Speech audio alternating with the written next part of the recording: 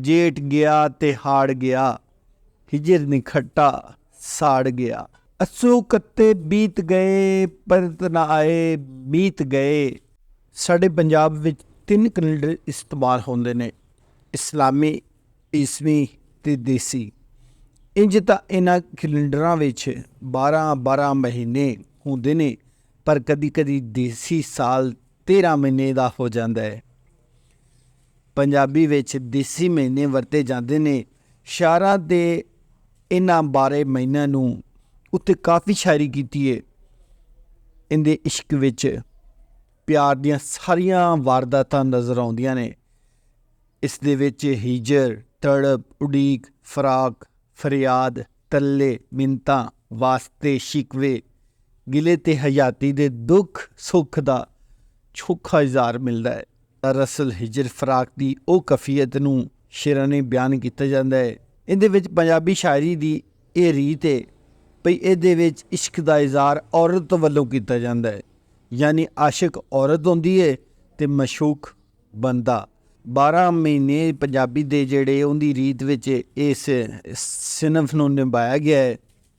पंजाबी शायरां ने इन्हां नूं इश्किया लोक दास्तानां दे विच किवें गाया है, आ जाओ असीं सुनने आ एक नज़म दे रावें। लेकिन इस तो पहले तुसीं मेरे चैनल नूं सबसक्राइब नहीं किया तो कर लवो, क्योंकि तुहाडा एक सबसक्राइब, लाइक ते कमेंट्स मैनू मोटिवेट करता है कि मैं एवें दियां तुहाडे वास्ते वीडियो लिआंदा रवां।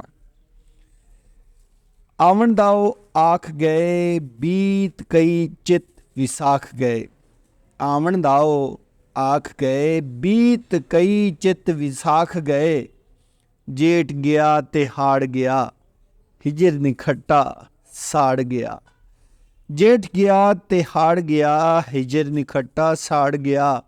सावण बादू सक्के रहे, सावण बादू सुक्के रहे। गम दे बादल ढुके रहे, अस्सू कत्ते बीत गए, परत ना आए बीत गए। अस्सू कत्ते बीत गए, परत ना आए बीत गए। मगर पो ते माग गया, सज्जन किड़ी जाग गया। मगर पो ते माग गया, सज्जन किड़ी जाग गया। फग्गण रुतां फिरियां फिर, आ जावेद क्यों लाई दे। बहुत शुक्रिया जी। अज दी ये मेरी पंजाबी विच शायरी सी और इहदे विच छोटी जी नज़म सी इश्क दे बारे, ते मैनूं उम्मीद है तुहानूं बड़ी पसंद आई होगी। अगर तुसीं मेरे चैनल नाल जुड़े हो तो तुहानूं पंजाबी दे विच इंटरटेन करता रहेगा। बहुत शुक्रिया।